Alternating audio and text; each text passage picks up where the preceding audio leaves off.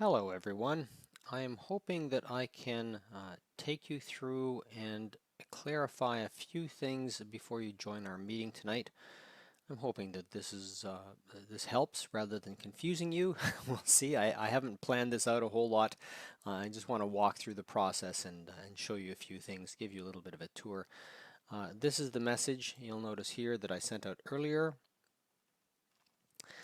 Here is the Zoom meeting.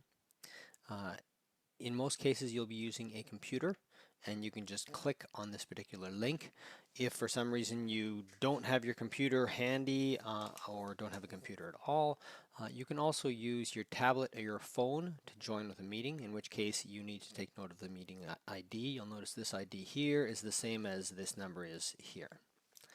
Excuse me. I'm not going to click on that directly right now because for the purposes of this demonstration, I've actually created a different meeting. The meeting that I'm going to join is this one here, so I'm going to click on this link. You'll notice here's the Zoom browser page pops up, and it's automatically taking me into the meeting. The reason it's doing that is because I have attended Zoom meetings before, so it already has the necessary application on my computer. The first time you go in, you'll see this screen pop up, and it may prompt you to install a program. If it doesn't prompt you, if it doesn't seem to do anything, you might have to explicitly click here, or you may need to click on here to download and run Zoom. Again, the meeting number that you need will be here in your browser bar. This of course is not our regular meeting number. It's for the purpose of my test, but you can see that this meeting number appears in a lot of places. And once you do download and install the app, you will see the Zoom interface.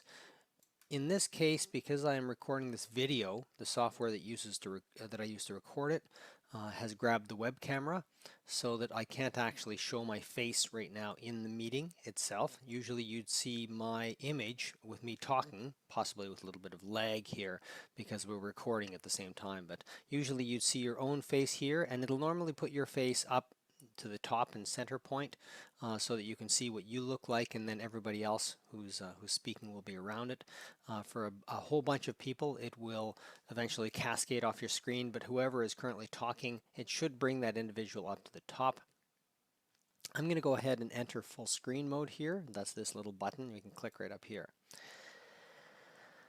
Now that we're in full screen mode, you'll notice that we see the attendees. In this case, I am the only attendee. And if I move my mouse cursor around, it shows me various different options that I can do. One of the things that's possible, and unfortunately we don't see it here because there's only one attendee, but up here you'll see an option to go in and out of gallery mode. And gallery mode is a mode where instead of showing everybody in a mosaic across the screen actually I believe this is gallery mode, and then there's another mode where it shows a whole bunch of people across the top of the screen, and then whoever is currently speaking has a large image in the center, and you can see their voice. Zoom automatically changes to show you the person who is currently speaking, and some people find that to be a little bit odd, so they prefer to be in the mode where all the people are in a matrix here. That option you'll see show up somewhere in the top right hand corner there. Also, if you are not speaking and know you won't be speaking for a while, especially if you've got background noise, you can mute yourself, and you'll notice when I hit the mute button, you're going to see the little cross go through it, and you won't be able to hear me for a moment or so.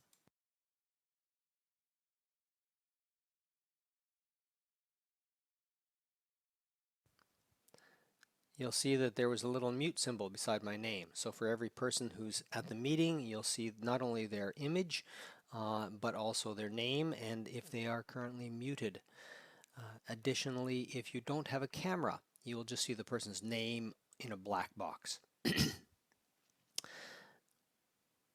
What else can I show you here really quickly? There is a chat box. If you have questions that you want to ask, I prefer to have this mounted on the side of the screen here. And we're trying to get it in the right spot here. There we go. So you can mount that on the side and decrease the size of it as necessary. And you can view chats as they're going on. In most cases, you don't need to see the chats, but I likely will have this window open so that I can see if anybody's asking questions behind the scenes. This is just a handy thing to ask silent questions in the background so that people can answer them. I'm going to close that. Additionally, you can share your screen. And when you say you want to share your screen, this is quite handy if you're doing, for example, a presentation and want to show a PowerPoint. You could say share, and it's saying which window do I want to share. Well, let's go ahead and share this screen and hit share. And now we're back to the browser that was there before. I don't know if you probably can't see this. Oh, perhaps you can.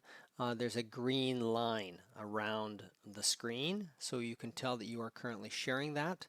What you cannot see is Zoom automatically tries to move this stuff out of the way so that it's not blocking your view, but this is the little control panel in Zoom. It'll put it somewhere on your system. If you have a single screen on your computer, it will just float it somewhere off to the side, and as you can see, you can move it around as necessary so you can still see what's happening. Nobody else can see this when you are sharing your screen. This is for your own purposes, and if you happen to have multiple screens, then it will automatically put it on a screen other than the screen you've said you want to share. So you may have to go hunting for it to find it. When you're done sharing, you can just hit stop share. You'll notice there will also be polls. I have a polls button. That's if we have a vote for something, we can go ahead and use the polls feature. The host has to control that and add the necessary questions and such things. But when they create a poll, you'll notice that it'll show up here on the main screen. You can make your choice, and then it will show the results when all is said and done. What else is there that I need to show you? Of course, if you want to record the meeting at any point in time, you can hit the record button. We can see that there are participants here. I'm the only person right now. What else? If we wanted to invite other people, we could hit that button there. Again, some of these buttons are specific to me because I am the host of this meeting. You may not necessarily see all of these buttons. But other than that, I think this should cover the basics. If you have any questions, feel free to reach out to me and I will give you a hand as much as possible. Tonight in our meeting, we will be basically dealing with these issues, getting everybody set up, making sure that people can use the system and understand how it works, asking questions and such things. If you can't get connected tonight and you're trying to do that, just go ahead and call me. I put my phone number in that email that I sent out this morning, so feel free to give me a buzz if you have to. I hope everybody's able to get on and try it out, and then next week we'll be all ready to resume our regular meetings, probably with a slightly tweaked agenda, given that this format is not quite the same as a normal Toastmasters format. Although I have to admit, it does mean we'll spend less time walking up to the front of the room, so perhaps it'll be quicker. Anyway, we'll see you tonight. Bye-bye.